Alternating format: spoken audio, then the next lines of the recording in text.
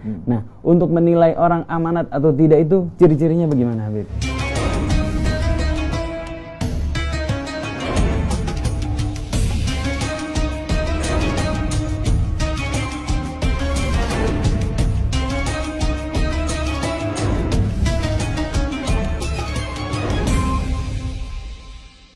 Jadi Allah katakan, Beb, dalam Al-Quran nih. Naam. Surah Al-Hajj ayat 41, ini menarik, ini tentang ayat pemimpin juga. Boleh.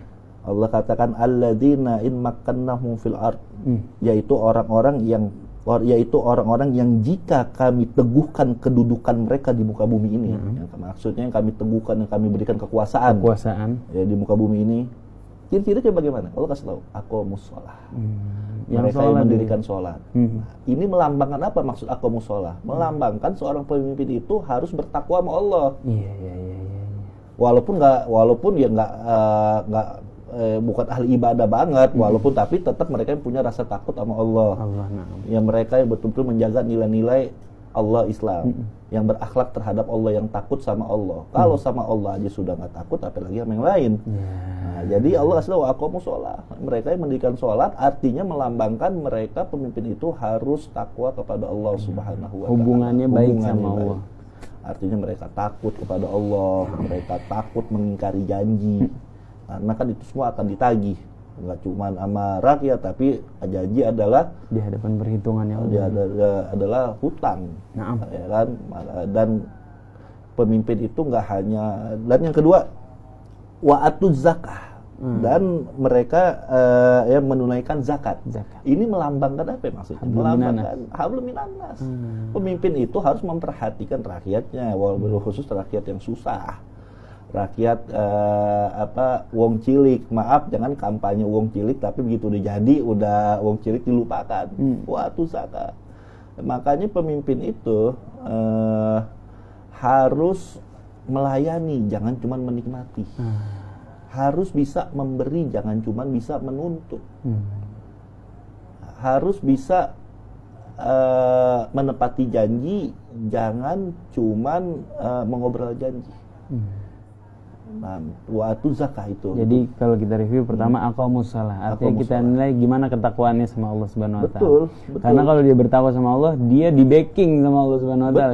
Betul. Saat orang lain backingannya orang kaya siapa, orang kaya, dia di backingannya adalah Allah Subhanahu wa taala. Betul. Kemudian dia punya kepedulian terhadap sama waktu zakat tadi.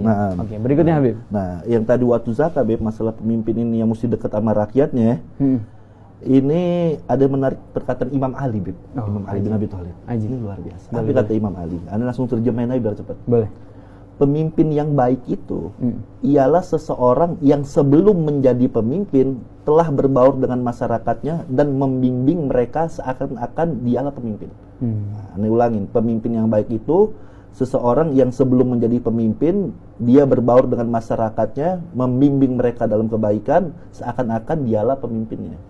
Nah, tetapi kata Imam Ali, begitu dia menjadi pemimpin, dia berbaur dengan masyarakatnya seakan-akan dia bukan pemimpinnya. Giliran udah jadi, kata Imam Ali, harus dia berbaur dengan masyarakatnya seakan-akan dia bukan pemimpinnya, tapi salah seorang dari mereka. Kenapa begitu? Hal ini menunjukkan, kata Sayyidina Ali, untuk menunjukkan pemimpin itu harus berbaur dengan masyarakatnya. Tidak ada jarak, agar bisa meresap aspirasi masyarakat, kemudian meyakini mereka dan mengikuti aspirasi-aspirasi masyarakat. Antum garis bawahi, kata Imam Ali, pemimpin yang baik itu ketika dia belum jadi, dia emang berbaur sama masyarakat seakan-akan dia menjadi pemimpin.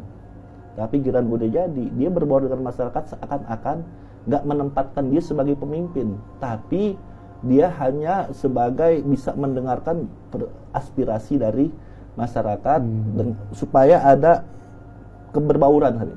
Kalau kebalik bahaya, Bib, ya. Kebalik lah. Belum jadi malah belusukan, udah jadi nggak ada belusukan. Luar biasa kata Imam Ali, itu baru pemimpin. Iya. Benar juga ya. Wa'atuz zakat, artinya jiwa sosialnya besar. Betul. Dia tanggung jawab sama hartanya sendiri aja tanggung jawab, apalagi sama anggaran negara atau anggaran daerah yang dia pegang. Begitu ya, Habib? Betul. Berikutnya, Habib. Makanya dalam Al-Quran sering digandengin tuh aqamus sholatu zakat, kan sering seperti itu tuh. Itu Islam mengajarkan hablum minallah dan hablum minannas. Nah, berikutnya kata Allah dalam masih surah Al-Hajj ayat 41, wa amaru bil ma'ruf. Mereka yang memerintahkan kebaikan. Pemimpin itu harus menjadi tauladan dulu. Jangan dia memerintahkan kebaikan kepada orang lain tapi dia sendiri melanggar perbuatan dengan omongan tidak sesuai. Nah, tugas pemimpin itu harus wa amaru bil ma'ruf. Mereka yang memerintahkan kebaikan, yaitu menegakkan kebaikan, menegakkan kema'rufan. Nah, terus berikutnya kata Allah, wa nahu 'anil munkar. Mereka yang mencegah kemunkaran. Pemimpin itu dia punya wewenang.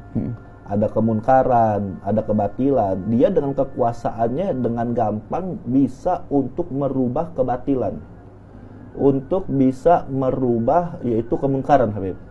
Jadi salah satu tugasnya amar ma'ruf nahi munkar. Jangan dibalik, amar munkar nahi ma'ruf. Nah, makanya saya mengutip ini kata Ibn Rushd, seorang filosof muslim. Ibn Rushd melihat, kata Ibn Rushd begini, ciri-ciri pemimpin yang gagal, kepemimpinan yang zalim. Ada 3 ciri-ciri kepemimpinan yang zalim. 1, pemimpinnya zalim. Artinya zalim ini ya bisa diartikan dengan tidak menepati janji, dengan tidak menyerap aspirasi masyarakat, dengan zalim kebijakannya, Habib. Ya, yang bisa meruntuhkan dari berbagai macam sendi hukum dan keadilan. Yang kedua, kepemimpinan yang tidak benar itu, yang zalim itu, kata Ibn Rushd, pemimpinnya itu memonopoli kebenaran. Memonopoli kebenaran dan keburukan. Artinya benar dari kacamata dia aja. Ya. Jadi dia memonopoli kebenaran yang sebetulnya bertentangan dengan konstitusi, bertentangan dengan agama, yang sebetulnya itu salah dalam kacamata ilmu, tapi dianggap benar, nggak bertentangan. Ini namanya, kata Ibn Rushd, memonopoli kebenaran. Dan yang 3, yang terakhir kata Ibn Rushd, kekacauan kepemimpinan itu mencari-cari pembenaran untuk menutupi penyimpangan.